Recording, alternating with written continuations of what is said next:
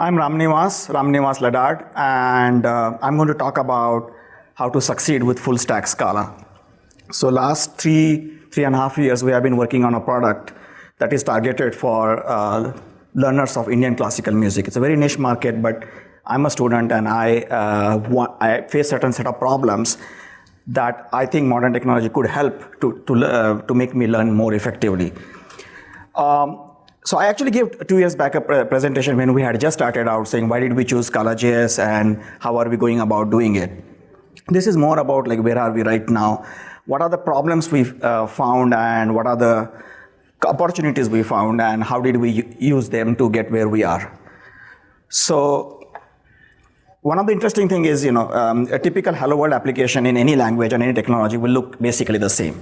You will be fine with any of the stack that you choose. But when you use a complex application, things become really interesting. As in, if you chose the right technology, you start to get benefit out of it. If you did not, then you start to suffer. So we're going to find out what happened with us. So product that we have is called Learn Raga. So Raga is a fundamental concept in Indian classical music. And so if you want to learn Raga, then you come to learnraga.com. I'll give a quick demo just to give you an idea of what kind of application we're talking about, and that way you will have the context of how to go about doing this app. So if you go to learnraga.com, we basically offer, as you would expect, introduction to the application and what does this do about it. So if I log in,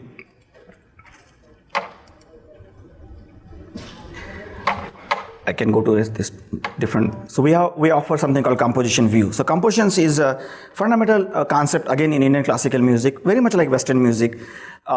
Typically, when there's a presentation of Indian classical music, it's based on a composition, and compositions are usually 4 or 5 lines of elaboration, so 4 or 5 cycles of a beat cycle.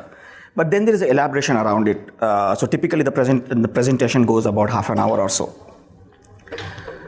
So when you want to create a composition, we offer a composition view, which looks like a spreadsheet, but it's very specialized in the sense you can type in the particular notes that you want. So if I want to add a note here, then I get a piano-like interface, and I can type in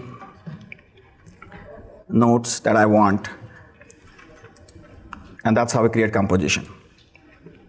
So you will see some of the notes are grayed out because in each of Raga is a structure which restricts certain use of certain notes in certain manner. So notes that are not allowed in this particular rag or Puriya Kalyan are not enabled. I will keep it this way because I don't want to play it. So now if you create a composition, you can play it.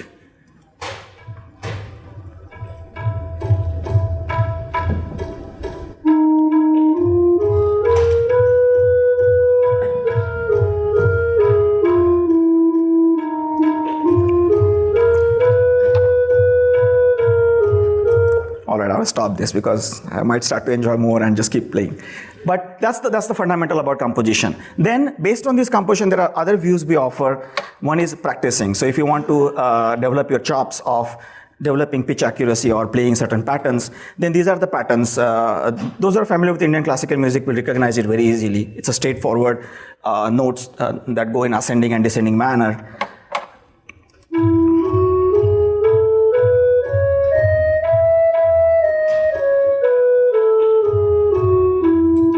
And the idea here is you play this pattern and along with you sing it. So that way you remember the patterns, and their pattern complexity goes as much as you want. So you can play more complex patterns. So in this case, it's 1-2 pattern, and so on and on. We also have visualization. So if you want to see what pattern, how the notes are progressing as you are going along, that you can see it. We'll come to this view a bit later. So moving back to the presentation, so we chose Scala.js. Partly because I know Scala. I've been doing Scala for a very long time. This is my 8th Scala Days conference.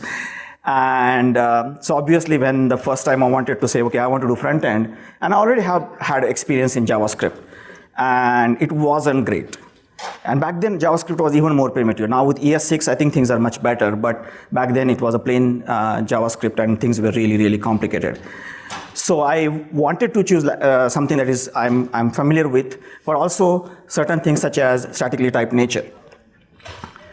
So it offers Scala, obviously, as you all know, Scala offers statically typed combined with functional programming. And that combination is very, very powerful.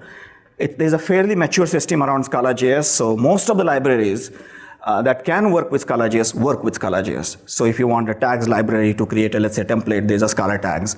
If you want a state management in a modern style, then there's a diode library. And there are a bunch of libraries. All the Scala tests work with Scala.js and so on. It also operates really well with JavaScript. So if you want to use JavaScript library from Scala, that's extremely easy to do. And in fact, that's one of the key features of Scala.js. Also, it supports isomorphism. Isomorphism, in this case, it means you can run the same code on JVM and JS. So you can compile the same code to Java and JVM, run it there, and then later on, if you want it, do it on JavaScript as well. And we exploit this isomorphism to the fullest possible extent. In fact, without this, it would be really difficult for us to develop this application. Then we use React. React is a framework written in JavaScript, developed by Facebook, and it's right now pretty much the most popular framework out there as far as developing single page applications is concerned.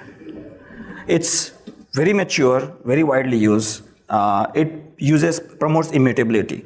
So earlier, if you look at AngularJS framework, at least AngularJS 1.0, it's really, everything is mutable effectively because you are essentially changing model and that reflects into DOM and vice versa. So there is a very strong, actually, emphasis on mutability. It also supports, React supports multiple platform.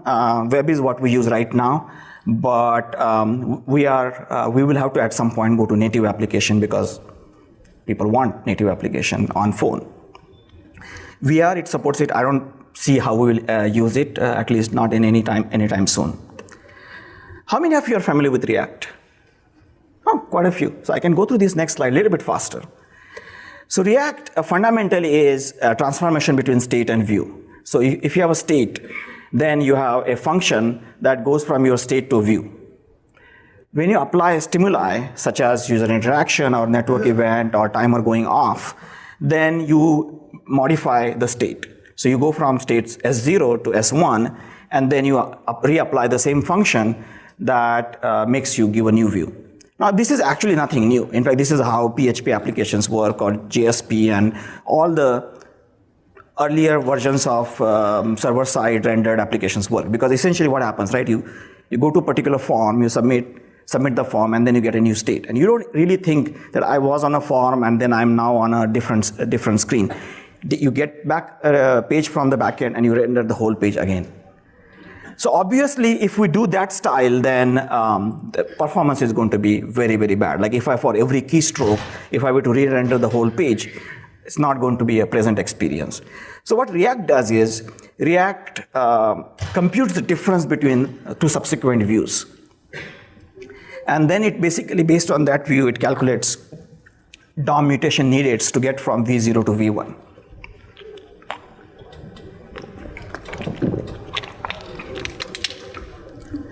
Taking a bit more, this one is more conceptual view. In React, you have a component. Component receives properties. So if it is a top-level application, the property could be just the URL that you typed in. And component can keep its own state. So for example, where is the cursor located or which element has focus. Then it may have other components in it. So for example, when you saw composition, the composition had sections as components. Each of the sections had lines as a component, and each of the lines had clusters, the individual parts that you saw playing. All of those are individual components. So in this case, say if you have multiple components as children, then they themselves may receive property, but those properties are computed from their parent component. In fact, parent component passes those property down to each child.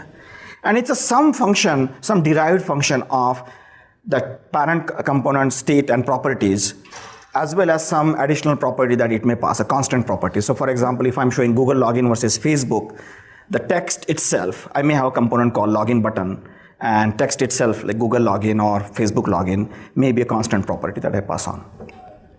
And then it continues like this. So this is a very simplified view of React component tree. So now let's go into some of the challenges that we faced when we started to use this technology stack, Scala.js and React, and how did we overcome those challenges. In fact, how we took advantage of certain properties as well. So one is utilizing developer skill set. Typical Scala developer is very familiar with backend. So they are very, very comfortable, experienced with backend. When you want to hire a web developer, you need a bunch of skill sets. In this particular, especially if you were to use Scala.js. So you need to use, of course, they need to know Scala, they need to know functional programming, but they also need to use JavaScript because they are going to read documentation of React that is targeted for JavaScript developers. They also need to be familiar with CSS because designer might create design, but then you have to realize that design. So you need to understand enough of CSS to be able to do that. You also need to have good taste in UI development because not everything is done by designer. So you need to add your own elements to it. So when we faced this problem, we decided to try to go saying, let's use Scala.js, but try to match tools and technologies to JS as much as possible. So don't go for, let's say, plain Java framework, but use something like React. That would be part of it. So for tools, we use for bundling and everything from JavaScript point of view, Webpack. Webpack is the most popular bundling tool right now. So what it does is it takes all your assets, JavaScript, CSS, image files, and creates a bundle that browser will download and use. And we use it has a bunch of plugins. So for example, if you want to deal with CSS or SCSS, there is a loader for that. Loader you can think of as a plugin. If you want to do image compression on the way, there's image loader and so on. For the Scala side, we use SBT with Scala.js plugin, obviously, and Scala.js bundler plugin, which basically allows you to use Webpack from within SBT. So you don't have to leave the comfort of SBT. For frameworks point of view, we started out with using Scala.js React, and it's a great framework. I absolutely have great respect for the developers of that framework. But when we hired a few consultants to work on our product, what we found is they knew React quite well, but not as much of deep functional programming concept that Scala.js React ended up using. So what we decided is let's just try a framework called Slinky. And it happens to be a homegrown framework. My son actually made it. He gave a talk today morning, so if you haven't, then you can watch his recording. So Slinky basically allows you to basically a simple proposition. If you know React, a little bit of JavaScript, and a little bit of Scala, you can use it. You don't need to go to deeper functional programming concept right away. You can later on if you want. It has direct mapping between React concepts and Scala code. And I will show examples of that. It also has great support for external components because let's face it, if you want to really work on a real product, then you have limited time. I mean, we have been working for this for 3 years, and we are right now going into public beta, but it takes time, and there are lots and lots of things you have to take care. So you don't want to develop widgets such as calendar widget or a carousel component. You want to leverage as many components that other people have developed as possible. So Slinky has a great support for external component that you can just suck it in and use it. So here is a typical component that in Slinky. So here we are showing a volume meter. So it's just shows a slider of current amplitude. And if it's clipping, if it is reaching to the maximum value, then you want to start showing in red. So all this does is, it basically, you provide the properties that this component will take amplitude as a property, max amplitude so far, and clipping threshold that you want to set when you want to start showing red. And then you calculate some properties such as is it clipping and what amplitude to display. So if it is not clipping, then you want to show RMS value. If it is clipping, then you want to show the maximum value. And other than that, then you simply say there's a div I'm going to create, and then within that div, I'm going to show another div for slider, the red or green part, and that will have a width that is proportionate to the amplitude that you want to display. And then the CSS will take care of making it red, green, other things. I will show example when we give another demo. Stateful component, so here is the Google login button.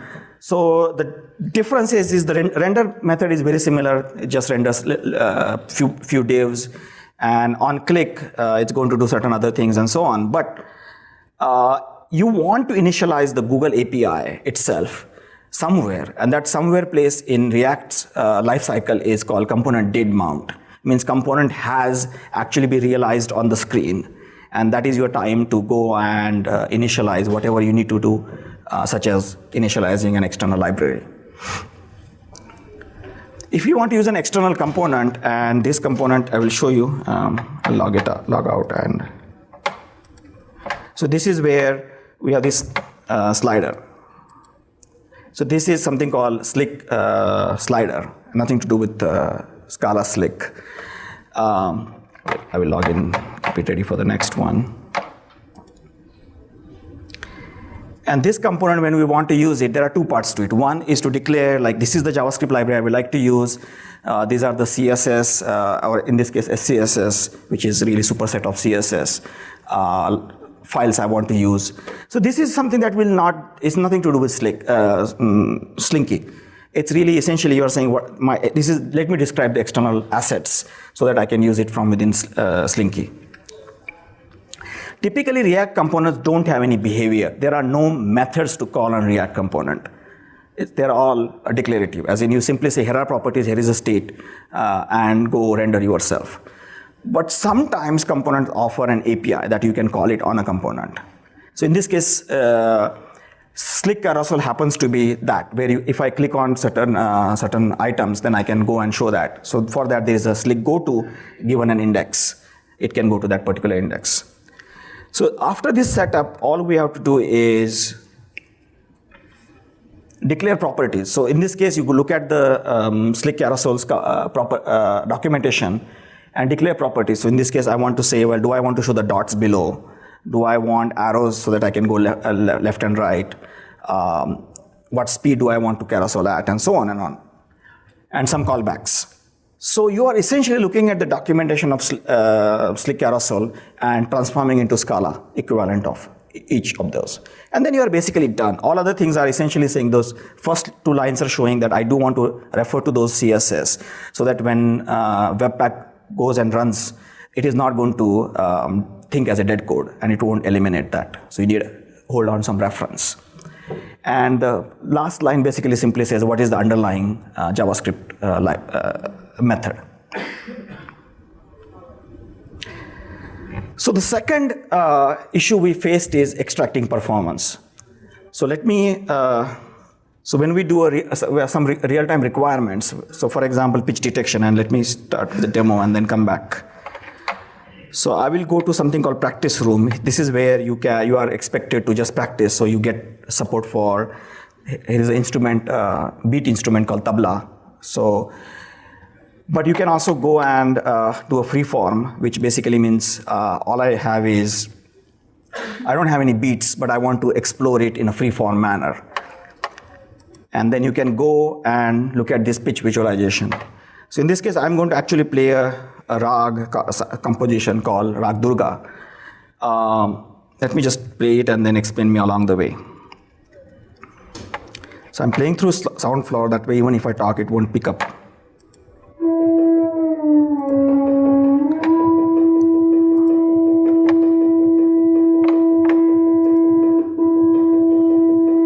This is because of SoundFlower, that cut, tick, tick sound. Oops. And I'm not even. So it's showing you pitch, how it's going up and down. So this particular piece is played by one of our music advisor, Nagaraj Hegde. So he's a professional player. That way you can see his pitch is matching the expected lines. I'll let it play for maybe half a minute and then start continuing.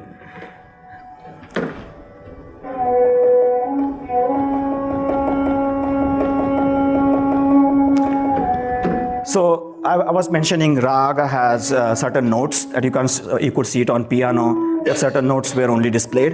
The same notes are displayed here as well. And probably you cannot see, but there are notes, faint lines here, And those are the nodes you are not supposed to touch. So as you can see, he's never touching anything other than, he's not resting on any other nodes than the highlighted nodes.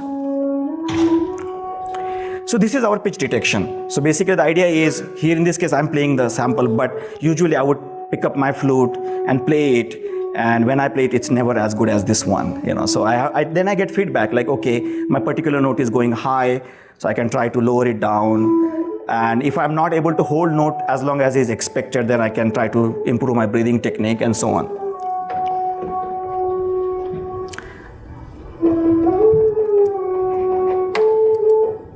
All right. So what we want in this case is there's a microphone input. The microphone input is acquired by audio source. Then we want to do pitch detection. So we want to figure out what pitch is being played, and finally drive the chart out of it. And the challenge is to do everything at 60 FPS. So basically, you get to do 16 milliseconds, roughly 16 milliseconds per update.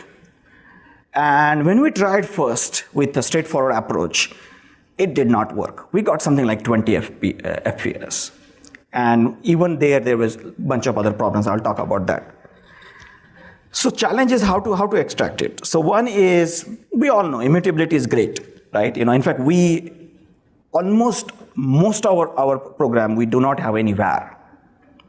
We use case classes very strongly without any funny business. So those case classes are immutable objects.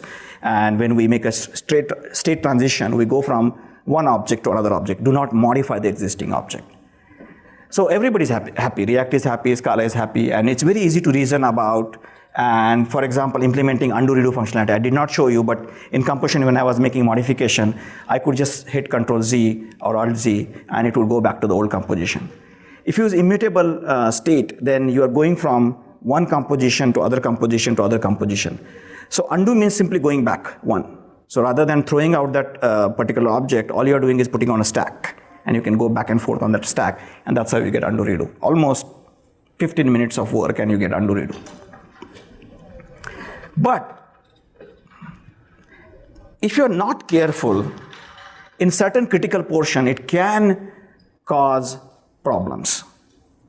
You're not going to get as good performance as you want. And more importantly, and this is a much bigger problem that we faced, is the GC can go, the garbage collector can go in overdrive.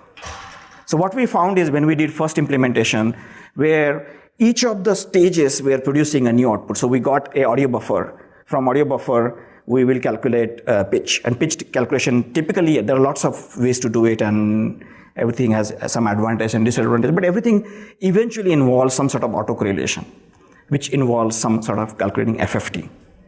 So what we did is in each of the steps, calculating FFT, then calculating power spectrum, then calculating inverse FFT, we did the first straightforward implementation, where it was a map.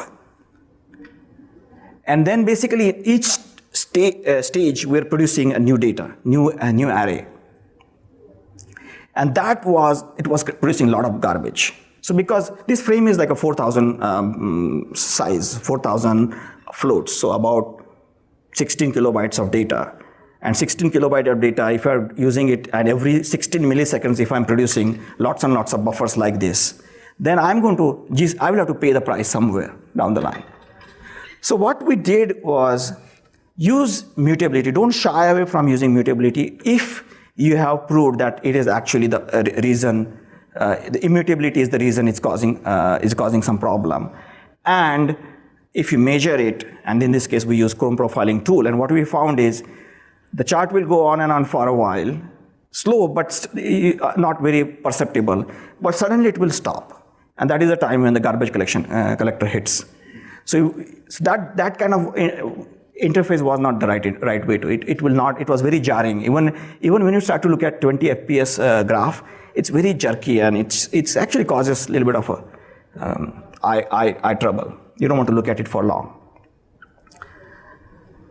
Second thing we did was we explored use of ASM.js, and we are switching, looking at switching to WebAssembly, WASM. The reason was when we calculated FFT in Scala, and this is a 4,000 data size FFT 4K buffer frame, then it took approximately 3 milliseconds. The same FFT, when we compile using JavaScript to JavaScript, it took about 14 milliseconds. So this 14 milliseconds is a bit of a problem because our total budget is 16 milliseconds for 60 FPS. Because then we have only 2 milliseconds for UI update, and that's not good enough. So what we did is we looked at an implementation of FFT and in using ASM.js, which is a restricted format of JavaScript which browsers can heavily optimize. With that, we got back to 4 milliseconds and a very predictable performance on even small devices. We don't get that bad performance. So we use ASM for a certain purpose, which is not very different than if you were to use a Scala program and suppose you found extremely tight loop that you have to do it at real time. You could write it in C and use JNI and drive it from Scala. That's very, very similar idea here. Second is, like, remember this picture where you go from one state to another state and then there is two different views, and then React is going to do the diffing of two virtual DOMs and then apply the mutations as needed to create a new view. The thing is, for example, let's say if I go here, let me go to a composition. Go back to the same composition. If I'm typing a note here, what I'm really doing is conceptually is I'm changing that particular cluster, the 5th beat. Then that I cannot change because the line that is holding the whole line, that itself is immutable. That means I have to transform into new line. But then there is a section, and that section has to be changed. But section is immutable. So the composition has to change, but composition is immutable. So what you can do is then that you create a new composition for one change and then put it on the stack. And React has to then respond to it. So from React's point of view, oh, composition has changed. Let me re-render the whole thing. So what it is going to do is going to ask composition to say, give me your virtual DOM, which in turn will ask each sections to give their virtual DOMs, and then lines and cluster and so on. And then after that, it's going to find like, okay, most of the things haven't changed. So it's going to go, for example, second line, and it's going to say, nothing has changed there. So I don't have any mutations to run. But doing this process, just doing this simple process of saying, give me the virtual DOM for before and after, and calculate so that I can calculate the diff, it's expensive process, especially for large screens like this. So this is 16 lines in each one, and then this can run like probably 200 lines. So you get lots and lots of changes potentially.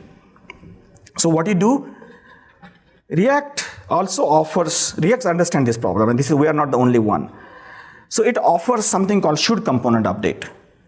So basically at any tree level, any component level, you can intercept and saying, given old properties and old state, and given new properties and new state, should this component, has anything changed that is useful for this component, that is meaningful for this component? So the simplest implementation is to just compare properties and state. But what we found is that is not always enough. You may have to, like, for example, say, for example, if I am doing a selection here, if I want to get here smooth performance like this, then I want to say, okay, there is a selection change, but all I want to do is, as I'm moving into new cluster, only in this case, for example, if I move to the 8th beat, then 8th beat is the only one that should go and get re-rendered. All other beats should remain the same. So then, for that, you do additional checks, saying, okay, has selection changed from my point of view? So this is at a cluster level. Similarly, if I'm playing, then you're highlighting one beat at a time. Then you want to ask the question, audio state has changed, that's wonderful, but has it changed from my point of view? So that means, should I re-render or not? So you get a lot of benefit by doing it at a high level. So essentially, if you can knock down the whole tree saying, okay, the section 2 has not changed at all, so don't even worry about it, don't calculate the virtual DOM, don't do diff. That's extremely useful. The next challenge we had to face was build times. So Scala.js, unlike JavaScript, if there's no compilation, so you are straight away loading it. And even if you go through ES6 and Babel and those things, they're usually pretty fast because type checking isn't there. So the work that they have to do is rather limited.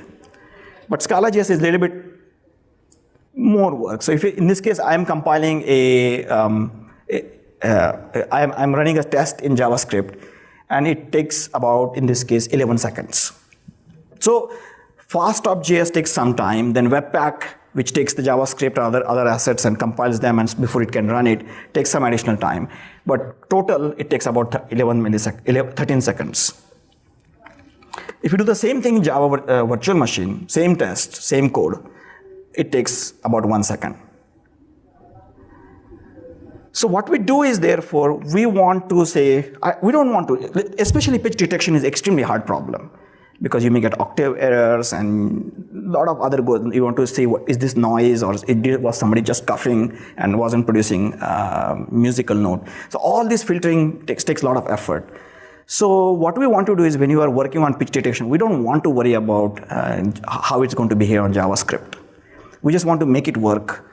And because Scala.js isomorphism is very strong, we have not encountered a situation where a certain algorithm worked on JVM and then that code failed to work on JavaScript. So what we do is, most of the time we're working on JVM. We run our test, we make changes, and keep going through the cycle. And when we're happy with that part, then we just look at JavaScript, and usually just behaves. So we share as much as code possible, and in certain part, it's very natural. So for example, our pitch detection, we want to make it work on server side for batch processing, but also on UI side. So there, it's very natural for us to want to share code between JVM and JS. But even the places where we do not imagine any reason that why would we need that code on JVM, we still go extra mile to make that code work on JVM. For example, if I'm doing selection logic, when I was moving the cursor, there is no possible JVM application I can think of, but that logic of, is this cluster relevant? If I were to double click on a line, what clusters will get selected? All that logic, we do it such that it works on JVM as well. So the problem you face, therefore, is JVM and JS, logic part, the algorithm part, it works straight away. There's nothing more need to be done. But there are some interaction with the platform that you have to abstract out. So for example, if you're doing HTTP interaction, then there's a different way of doing it on JVM than through a browser. Or you want to do cookie store for authentication related tests, then that you have to abstract out. Or what I showed you, that we have FFT implementation in Scala and FFT implementation in ASM.js. And therefore we have to abstract that algorithm out to say, okay, if you're JVM, then call certain part of code. If you're in JS, call certain other code. But that has to be abstracted out.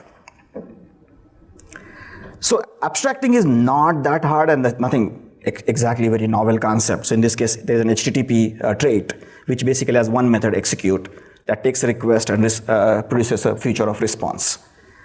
And we have rich interface over it that will do get, post, delete, and so on. But fundamentally, it's only one method. So we have a JS implementation that basically uses AJAX. And we have JVM implementation that uses OKHTTP to do the exactly same thing. So from client's point of view, they use just the trait HTTP, and the factory will create appropriate implementation and use it. Similarly, and this is different example where we want to do audio processing on JVM side, now as well as JS side. So we want to take an MP3 file, run through our algorithm, and do some assertions, such as if I'm transcribing it, then I'm producing the right node at the right time. How do you deal with it? And the problem here is, unlike HTTP, where even though mechanism is different, the goal and the interaction is identical. You make a request, you get back a response. But on JavaScript side, there is no file system. You do not have access to file system, especially if you are in a browser environment. So what we do is we play a trick. So on JVM side, nothing special. We just create a file audio source based on a file, given URL. But on JavaScript side,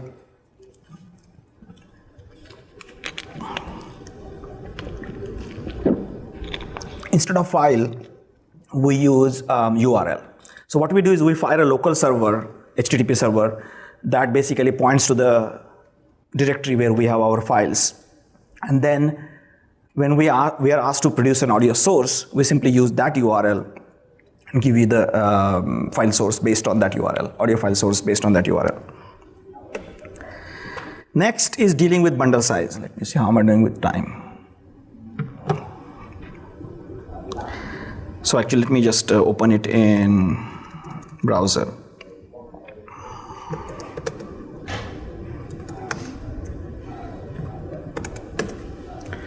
So when you run Webpack and through a plugin, it will produce, you give you the, how is your bundle comprised of? So in this case, you have Learn Raga Web Opt, which is optimized version of JavaScript code.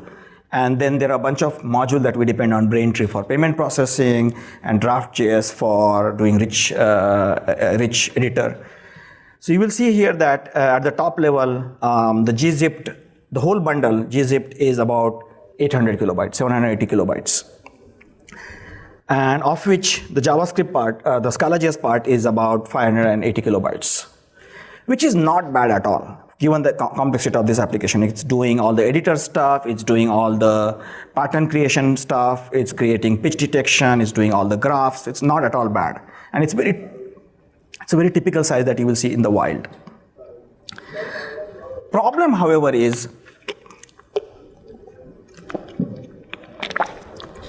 when I load, for example, the front page, I don't need most of it. I need like a couple of buttons and maybe carousel, and that's it.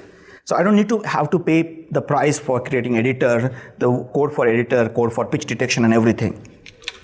So in plain JavaScript, what people do is they use something called code splitting.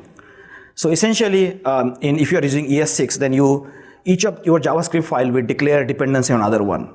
Because it's like, okay, I'm going to use code from this other file, and it will use either import or a required statement. And that way it essentially creates a tree of dependency. And then in conjunction with Webpack and router, you are going to say, okay, if I'm going to hit this route, if I'm hitting the front page, for example, what parts of code I need, and only load that part for now. So that makes life really, really easy, because you can develop a very complex application, but you can know that when you load a particular functionality, you are only loading what is required strictly for that particular functionality. That is not currently possible in Scala.js. There is a issue open there, and hopefully that gets addressed soon.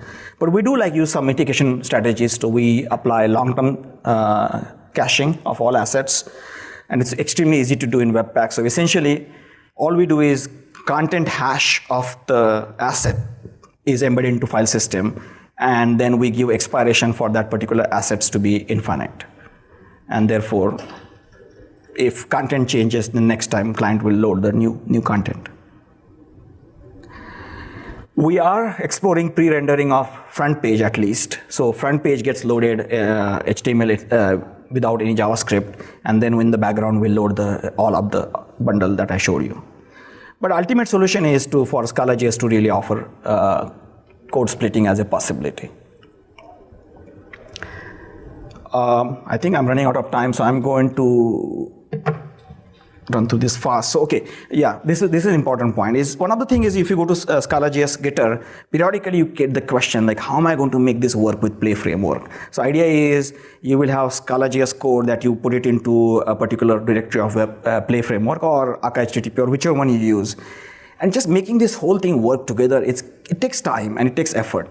So what we did is, from the get-go, we simply said, okay, there are two different concerns. One is producing data and serving that data. And that we do through API server. We use REST, and we are transitioning slowly over to GraphQL. And that will respond, and that will do the JSON serving. And then we have a separate Node.js application, which is really like 10 line of code that all serves a static content, HTML, JavaScript, CS, etc. So this is much better experience, because even for us, like during our development, we typically in one mindset, either we are working on UI or we are working on server. So typically, when we're working on UI, it goes that for days at a stretch, we never have to restart the server. So we simply work on the front page, and it's much more simpler experience.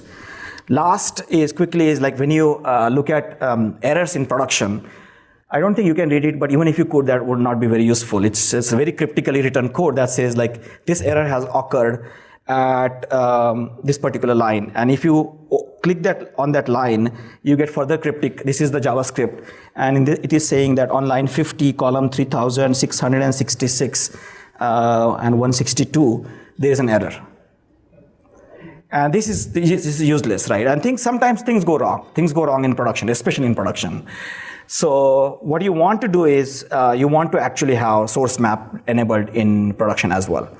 But if you enable source map in production, essentially you're exposing your source code. So what we do is we enable source maps, but point to a local host URL.